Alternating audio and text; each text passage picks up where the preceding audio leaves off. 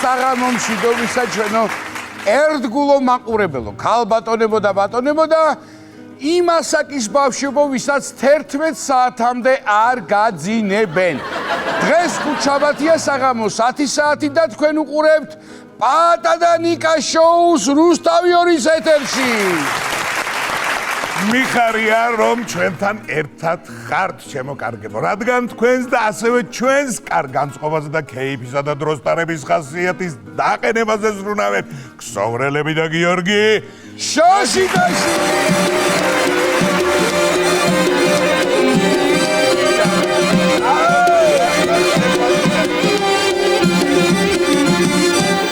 მადლობა ბიჭებს და ეს განწყობა შაბათს საღამომდე გაყვება დარწმუნებული ვარ. შაბათს და კვირას კი კომედიარზე მიხოდამაროს ახალი სერიები გელოდებათ. მართლა ძალიან სასაცილო სერიები, მინდა გითხრათ, ნეტ არ მენახა წინას. მაგრამ არა უშავს, მაინც უყურებ შაბათს და კვირას საღამოს 8 საათზე კომედიარზე თქვენთან. მოკლედ სასიხარულო ჩემო ნიკოლოს ბიჭებო, სასიხარულო ინფორმაციით უნდა დავიწყოთ დღევანდელი შოუ. რა თქმა უნდა ეს ამბავი უკვე ყველა მიცით, მაგრამ ჩვენც გვინდა ჩავერთოთ. მოკლედ ძიუდოს ევროპის ჩემპიონატზე ქართველებმა 4 ოქრო, 2 ვერცხლი და 1 ბრინჯაოს მედალი მოიპოვეს.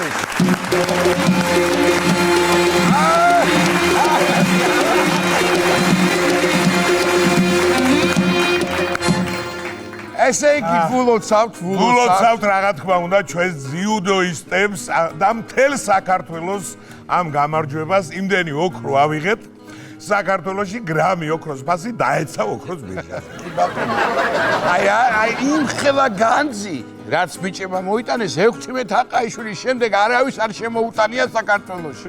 გულოცავ ჩვენ სპორტსმენებს კიდევ ერთხელ. გულოცავ და ვენაცვალე მაგას. იმდენჯერ აჟღერეს ქართული ჰიმნი, სხვა ქვეყნის წარმომადგენლებიც პირს აყოლობდნენ ბოლოში უკვე. ბატონო. ის 1 ბრინჯაო და 2 ვერცხლიც იმიტომ ავიღეთ, რომ არ ეთქვათ ეხა სტუმართ მოყარე ხალხი არ არიან ეს ქართველებიო. მოკლედ ისეთი შედეგები დავდეთ, სუფრა გასაშლელი. მაგრამ ქალებიც ისე ჭიდაობენ იქ ვინ გაშლის მე არ ბატონო, მე მაგათ ვერ ვეტყვი. აბა დატრიალდი თქო, არა კიდეცოდე შარის თავი მე არა მაქვს. შენ თუ კიდე უცხო. არა, დამანებად უცბახარ თავი. მოკლედ ქართული ძიუდო არის ერთადერთი სფერო, სადაც ოქროს ხანა არასდროს სრულდება საქართველოში. კი ბატონო. ახლა ამბავი მათთვის, ვისაც ხვალინდელი ქათამი ურჩევნია დღევანდელ კვერცხს. მოკლედ მაისიდან თბილისში რუსთაველის პროსპექტის რეაბილიტაცია იწყება და 4 თვეს გასტანს. ესე იგი ეს 4 თვე რუსთაველი ჩვეულებრივი გლდანი იქნება. რუსთაველზე ვინ ცხოვრობს, იმაზე წუწუნებდნენ მალინას რომ ყვირიან დიდით გვაღვიძებენო. აი მაისიდან ადმოინი მალატოკი რო კატოკის ხმა და მთელი ამბები რო გაგაღვიძებთ, მერე ვნახოთ. კი ბატონო. გადაიგეთება იქაურობა და ფრაზა რუსთაველზე შევხვდეთ მაისიდან სექტემბრამდე შავი იუმორი გახდება. თან თუ რუსთაველზე ცხოვრობდა მაისიდან შეყვარებული გეტყვის სხვა შესანახავად უნდა მოვიდე და გნახო, ესე იგი მართლა უყვარხარ. კი ბატონო. მოკლედ სექტემბერში მარჯანიშვილის გამზირს გადაეცემა ჯილდო რუსთაველის გამზირის როლის საუკეთესო შესრულებით. და სექტემბრიდან ბახილების გარეშე გავლილი არ დაგინახოთ რუსთაველზე. თორემ არ ვიცი რაც ვიზავ. მანამდე კი რუსთაველი ვისაც მოგენატრებათ შეგიძლიათ დიდ დიღომში წამობრძანდეთ. იქ ავთანდილის, ტარიელის, როსტევანის, ნესტან-დარიჯანის, ფატმანის ქუჩები და ფაქტიურად მთელი ვეფხისტყაოსანი დიდ დიღომშია გამაგრებული. კი ბატონო. დიდ დიღომში ასევე 13 ასურელი მამის 95-იც დიახ. პაატა გულიაშვილის კომედიის თეატრი, სადაც 9 და 10 მაისს ლუარსაბი და დარეჯანი გელოდება წარმოდგენა არაჩვეულებრივი და ბილეთები რა თქმა უნდა იყიდება თქვენი თხოვნით დავამატეთ ეს წარმოდგენა და იაქტიურეთ როგორც იცით რამდენი კაცი ეტევა 45 სულ რაღაც ხო და რა ვქნა კაცო ჩვენ ნუ გვაყენებთ უღარყულ მდგომარეობაში ხო სხვაზე რო არაფერი ვთქვა. მოკლედ გელოდებით 9 და 10 მაისსაც. მოკლედ სანამ რუსთაველზე რეაბილიტაცია იქნება, გელოდებით დიდ დიღომში და ჩვენ ვიზრუნებთ ჩვენს ქალაქზე. მეტი რა ვქნათ? რა გავაკეთოთ? ზრუნვა შენ ჩემო პაატა გამახსენდა ზრუნვაზე ჩინელების უნდა ნახო. ჩინელმა მეცნიერებმა ქალაქის განათებისთვის მანათობელი მცენარეები შექმნეს. მასე ჩვენ შევქმნით ეგრე მანათობელი ნაძვები, მაგრამ მერე სახანს რომ მოვიდა და ჩააქრო. არადა ამაზად კი განათებდნენ სხვათა შორის. ესე იგი რა გამოდის? მცენარეში არის ელექტროენერგია, ხო? ნუ წარმოიდგინე, ახლა ტელეფონი რო დაგიჯდება და ბუჩქზე რო შეერთა. დასატეროთ და ხეზე რო ვიახუდებ. ხო, მერე მიდი და დააჯერე პოლიცია ფხიზელი რომ ხარ. თურმე მაგ მცენარეების მორწყვისას რეზინის ბოტები უნდა გეცვას, თორე შეიძლება დენმა დაგატყოს. კი, ეგ აუცილებელია, მაგრამ რაც უდია უცებ ტუალეტი რო მოგინდება და მარტო მანათობელი ბუჩქები როა, ბუჩაკი. ზედმეტები მოსდით ხოლმე ამ ჩინელებს ნამდვილად რა. რობოტაქსებიც ხო შექმნეს ამას წინათ. და იმ დღეს ტექნიკური გაუმართლობის გამო ყველა რობოტაქსი შუა გზაზე გაჯორდა. აღარც იქით მიდიოდა, აღარც აქეთ, ნუ გაჯორდა მიხვდით. ხო, კი ბატონო, ეგენი მე მგონი იმიტომ გაიჭედნენ რომ იმ სცენარეების გამოგონილი მანათობელი წითელი ვარდი შუქრიშაში აერიათ და უკვე მესამე დღე მწვანე ზელოდებია. მოკლედ ყველგან პრობლემაა ეს ტაქსები, ისეთ რამეს ვიწყი გაგონილი არ გექნება. ჩინეთში ტექნიკური გაუმართლობის გამო გაიჭედა ეს ტაქსები აქ საცობის გამო, დაილოცეს შეულებრივი ტაქსის მძღოლები. აბარა. რაჯობია ისტორიებს ოყვებიან ტიტლიკანაქანებს. რაჯობია. ადრე 300 მაინც რო ფულს არ ეძახდნენ, 25 მაინცად დააფრე, ხა მომაბეზრებელი კი არის, მაგრამ ჩვენია და კარგია კაცო. აბარა. თორე აბა, აი შეხედე გაჯვერებულ რობოტაკს რაზე უნდა ელაპარაკობით ხარ? ვირტუალ ფიზიკაზე. ახლა კი ამბავი რომელიც მე და შენ ნამდვილად არ გვესიამოვნება, ნუ მაინდა მაინც. მოკლედ რესტორნებში ხინკალი წლიურად 3% ნახევრით, ხაჭაპური კი 8% ნახევრით გაძვირდა. ეხა შენ უფრო იზარალებ, ხაჭაპური გიყვარს ძალიან. აბა ბიჭო, მართალი ხარ. მომიწევს მე საწყალს უფრო ნაკლებად გაძვირებული ხინკლის ჭამა. ხაჭაპურს ფერჯოლაში ბაჟვევი უფასოდ. ჩავალ საფხულზე. სხვათა შორის ზოგ რესტორანს მენიუში უწერია რეალური მყიდველი თუ ხართ, კაიფაში მოგცემთო. კი, არა უშავს ჩემო პაატა რო უკვეთავდით ადრე 20 ხინკალს, ახლა 18-ს ვეთქვით. 2 წელს მაინც ტოვებდით ხოლმე ზდილობისთვის. ზრდილობა დავივიწყოთ მერე? მოგვიწევს ალბათ. ეგენი იმდეს იზამენ, რესტორანში მენიუს დაცვლად საფონდო ბირჯის ამონაწილი დაგხვდება. დღეს ხაჭაპურის ინდექსი პიკზეა. ხინკალმა მცირე კორექცია განიცადა. აბა როგორ ხინკლის ჭამა ადრე ტრადიცია იყო და ახლა ბუფუნების დემონსტრირებაა. კი ბატონო, ისე 10 ხინკალი და 2 ხაჭაპური მშვენიერი საქორწილო საჩუქარია. შაბათს ხო მივიდა. მარიამის ქორწილში მივაყარო 20 ხინკალი, 5-6 ხაჭაპური დამთავრდა. მოკლედ მე რესტორნებმაც დიეტოლოგობა დაიწყეს. იძულებულს ხდიან ცომეული ამოიღო. მოკლედ კაცი რომ გაძვირებულ ხინკალს და ხაჭაპურს შეჭამდა, მერე ბავშვს გუჩის პამპერს ჩააცმე. მილიონერი ხარ ფაქტიურად. შენ არიცი, ხო? ბაზარზე გუჩის ბავშვის საფენები გამოვიდა. ჩვენებურად პამპერსები და შეკვრა $490 ღირს.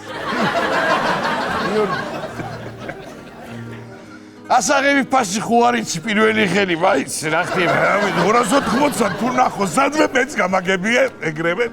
გუჩი ისა, ხო, წითელი და მწვანე ზოლები რო აქვს, ხო? კი, ეგ არის და მესამე ზოლს რო გაიკეთებს ყვითელს, ესე იგი გამოსაცვლელია. რა ვიცი, ძმაო, ისეთი პასი აქვს, მშობლების საცოდავებით როგორ უნდა მოფსავს ბავშვმა, არ ვიცი. ხო, ისეთი ძვირია მაგის შიგნით რამე სხვა საფერი უნდა ჩააცვა ბავშვს, შევთხოვით რო არ დაასვენ.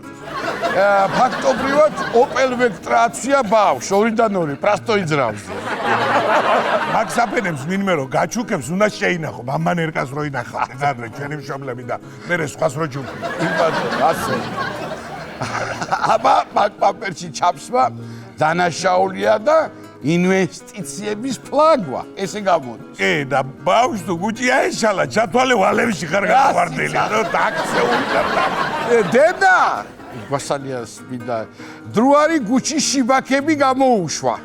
იმუშავებს ეგ ჩვენიურად. გუჩის შიბაქი ისე ჩვენც ისე დასაგში შევდივარ შეიმოკი და გჭირდეს.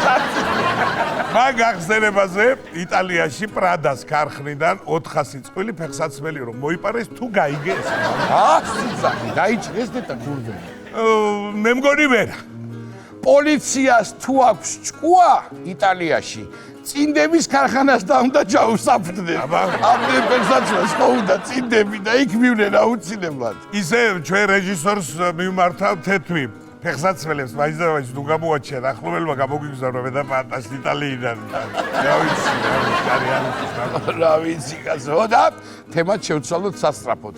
გაირკვა რომ მადრიდის რეალის სამედიცინო შტაბი ფეხბურთელებს დანამატებს ChatGPT-ის უფასო ვერსიაზე დაყრდნობით უნიშნავდა. ხედავ რა დღეშია, აი საით მივდივარ. ChatGPT-ის პირველი რჩევა იყო პირველ რიგში წვრთნელი გადატვირთვა. შეიძლება ჩემპიონთა ლიგის მოგების რეცეპტით ChatGPT-ის კითხეს მაგათია, მაგრამ ბაიერს ChatGPT-ის უფრო ახალი ვერსია ჰქონდა და თან ფასიანი და მაგით მოუგო. გორის დილას ექიმა, კარგით რა, ეგრე როგორ შეიძლება? სადაა სამედიცინო ეთიკა და ჰიპოკრატეს ვიცი? რა ChatGPT ხალხო გადაირიეთ თქვენ? ჩვენ მხოლოდ ჯემინის ვიყენებ. აშკარად ვერა მადრიდის რეალში საქმე კარგად. კილია ბამპეს თურმე ჯამრთელი მუხზე უკურნალეს და დაზიანებულზე არა. ანუ პირიქით. ეგ არაფერი, კაცო, ხაშური ზივერია, სხვა ფეხბურთელს უკურნა და დაზარალებულის დაცვა. ვასკა გრიგალაშის უკურნალეს. ბამპეს უკითხა, კაცო, ამ მუხზე რატომ უკურნალობთ? ეს მტკიოდაო და ექივა მერე შეიძლება არ მეწალოს. ეს მუხნი ხომ გეტკინება, როგორც აიქნება და ბარემ ნამკურნალევი იქნება. კიდე კარგი მაგ უბედურს თავის ქალა რო არ ახადეს და იქიდან ელენთა არ ამოაძრეს. მეცნიერებმა 1959 წელს ჩაწერილი ვეშაპის სიმღერა აღმოაჩინეს. აი ეს კაი ინფორმაცია. რა ვეშაპის სიმღერა? მართალია. მარტო ვეშაპისა არა. დელფინი ამბობს პირველს და ბანს აძლევს ბარაბი. მე გადავე, ხო? არა კაცო, მართლა მღერის თურმე ვეშაპი. ნუ ახლა მთლად გადასარევად ვერა, მაგრამ ქართულ შოუ ბიზნესში ბევრ ჯობია.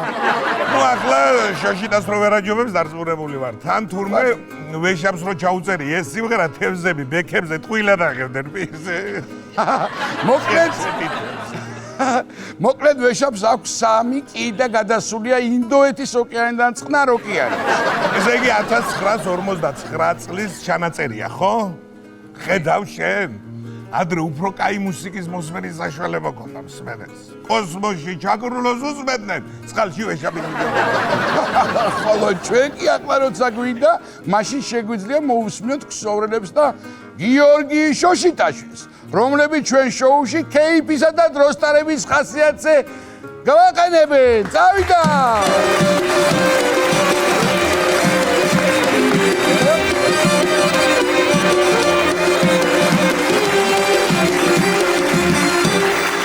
და მარტო ესეც არ არის.